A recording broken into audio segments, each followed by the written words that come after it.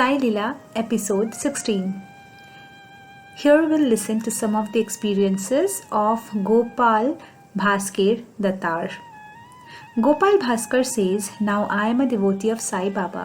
In 1917, when I was at Aurangabad, I got lot of opportunity to meet Baba. Since I had heard about Baba, I was not comfortable in meeting him, so I did not go to Shirdi. I had heard that Baba asked money in Dakshina and his devotees used to drink the water in which Baba took bath.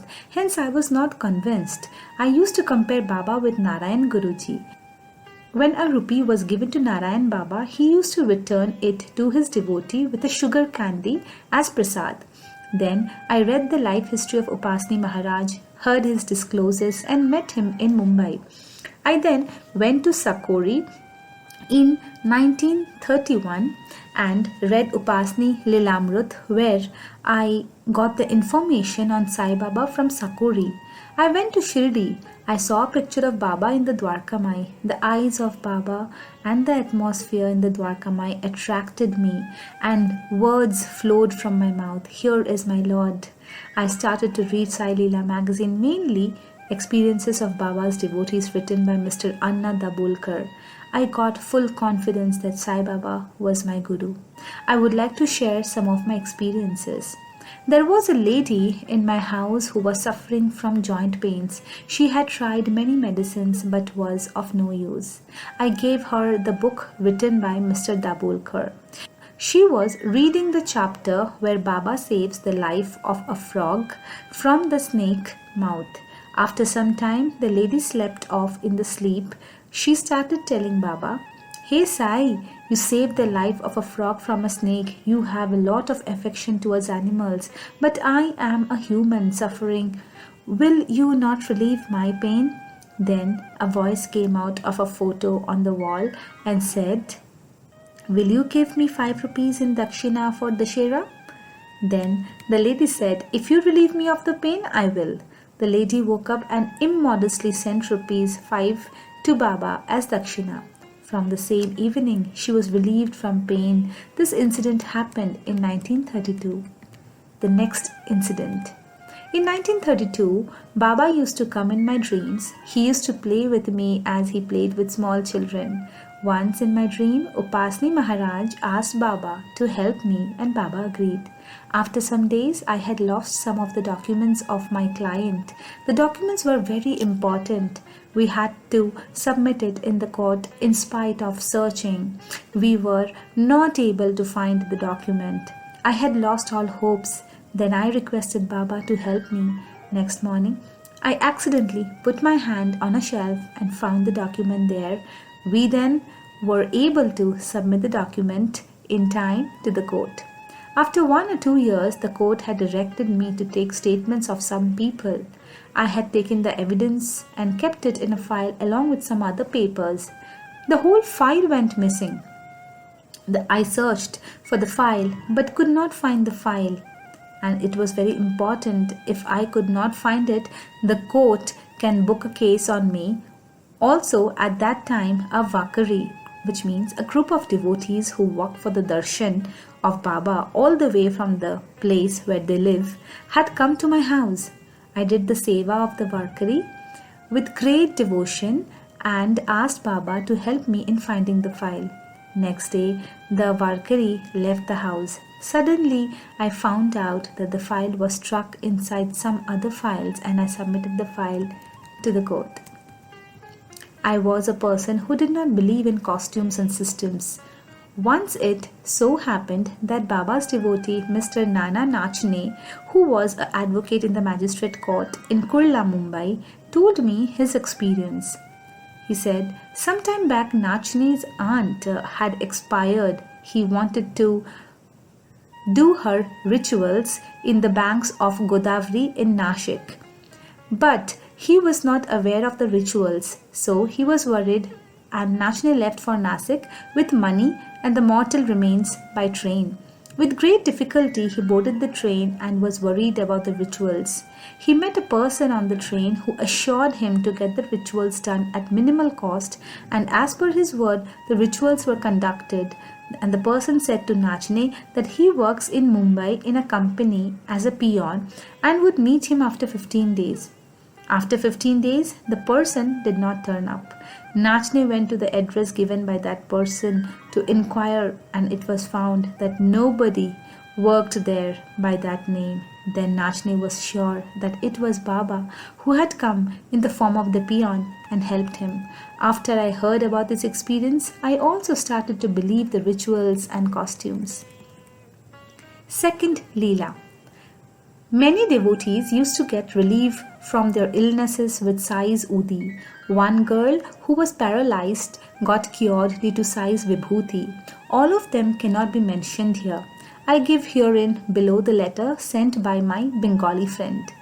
He says in the letter, I am glad to inform you that the Vibhuti you so kindly gave me while I was in Bombay has worked wonders on me. I have tried it in cases of rheumatism, dropsy, diabetes, angina pectoris. In one and all cases, it has given immediate relief. If you can spare some more quantity of it, I shall be very much obliged. I have a large number of coolies and staff at my disposal, and I wish to use it in difficult cases. People used to come with different problems to Sai, and they used to get the solutions to their problems with his blessings. Different ones used to get satisfied, ailments would get cured, and also people who were getting affected due to black magic used to be saved from them. There was one person in Parbani. Unusual things used to happen in his house. New clothes would get burnt on their own. Food which was covered would be empty after some time. At times, there would be worms in the food. He decided to change the village. But there also, he was facing the same problem. Then, he came to Shirdi and saw Baba. After he received Baba's blessings, he was relieved from the problems. One Parsi gentleman's son was lost. He tried searching for him and spent around 4,000 to 5,000 rupees for the same. He sent a letter to Baba, and Baba said, Your son has gone to the south and is fine. He will come back on his own. As told by Sai Baba, the boy returned on his own, and the Parsi gentleman said he had gone to Madras and he is safe. Next experiences we'll hear of Mr. Tarkhad's, and it's the family episode number 5. Facing death in a cloudburst in Shirdi. Dear Sai devotees, we presume that you must have paid a visit to Shirdi at least once. The present Shirdi and the Shirdi of yesteryears, when Jyotindra Tarkhad used to visit, there is a vast difference. During that time, when you enter Shirdi from Kopargaon, and there was a rivulet which you were required to cross to enter Shirdi village. Most of the times of the year, the rivulet was dried up. Only during monsoon season, one would find it actively flowing. Currently, one could find a small bridge over it on the main road. In those days, villagers used to perform their morning duties on the banks of this rivulet. As such, there were a lot of shrubs, and the place was appropriate before the sunrise, as there was hardly any traffic on the road. Those were the rainy days when Jyotindra Tarkhad was in Shirdi. He was in the habit of getting up early, and after performing morning duties, he would attend the Kakad Aarti. On that eventful day, he got up early and proceeded to the bank of the rivulet to perform his morning duties. It was drizzling, so he carried an umbrella and torch with him. During his course of morning duty, he heard someone shouting from other bank of the rivulet. Initially, he ignored the shouts. He tried to locate the person, but due to darkness, he could not see anyone. Soon, he realized that the person was shouting and asking to run away from the bank. He was shouting in Marathi and was saying, Londha, alare, ala pala. My father did not understand the meaning of Londha, which means a torrent. It's a torrent as such. His education was in English medium, and it was difficult for him to understand the colloquial Marathi. However, he could sense that the person was warning everybody to run away from the place. He hurriedly finished his morning duty and stood up and lighted the torch to find out what was going around. Soon he realized that a huge column of black colored water, 15 to 20 feet in height, was coming towards him. There was a cloudburst which had taken place during the night at a far-away place, resulting into sudden floods in the rivulet. He realized that his end was near and he shouted, saying, "Baba Melu Mala Vachava," which means, "Baba, I am dying, please save me." He closed his eyes and just stood still in that place, all the time chanting Baba's name.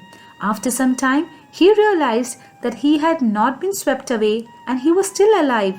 He opened his eyes and what he saw was unbelievable. The column of water was divided into two parts and was gushing past him without touching him. He was standing still in that gushing water. He was scared to death and the entire time chanting Baba's name. After some time, the water level receded, and when it was down to knee level, the water touched his body. Now he was in a knee-deep water. He could see around him branches of trees, shrubs, cattle, etc. were passing through the flood waters. He thanked Baba there and then, and as he realized that only Baba could have saved him from that sure death situation, he then slowly walked back through those knee-deep waters. He came to their place of stay and took bath. Needless to mention that he had missed Kakadarti that morning. He informed his mother what he had undergone that morning. He advised him that as Baba had pulled him out of the jaws of death, he should immediately go and thank him for saving his life. He immediately paced up to Dwarkamai, and as he was climbing the steps of the Dwarkamai with puja materials in his hand, Baba talked to him and raised voice. "Hey Bhau, today early morning why were you shouting for my help? And are you afraid of death?" My father fell at his feet, which means Jyotirindra Tarkat fell at Baba's feet and told Baba that he knows everything and an ordinary man like him is bound to get scared with the sight of sure death situation which was in front of him. Baba then lifted him by holding him his shoulders and said, "Hey Bhau, get up. I bring you to Shirdi not for dying. Please remember, you will not die like this so easily, as you have to perform lot of constructive work in future." Dear Sai devotees, I know it is difficult for common people like us to comprehend such experience. Then came a thought-provoking event in Virendra Tarkat's life, which he will describe now. He says, it was the month of June 1962, if he remembers correctly. There was a great movie running at New Talkies, today Globus Theatre, in Bandra. The name of the movie was 10 Commandments. The film was produced by Cecil B. DeMille, one of the most renowned producers of Hollywood. The movie had broken all previous records in Regal Theatre at Kolaba, and the New Talkies at Bandra was renovated with 70 mm screen and stereophonic sound system. I saw the film and realized that the miracles shown in the film matched with the miracles seen by my father during his association with Sai Baba of Shirdi. After a lot of persuasion, I convinced my father to come with me to see the movie. Maybe after a long span of 30 to 35 years, he was to enter a theatre to watch a film.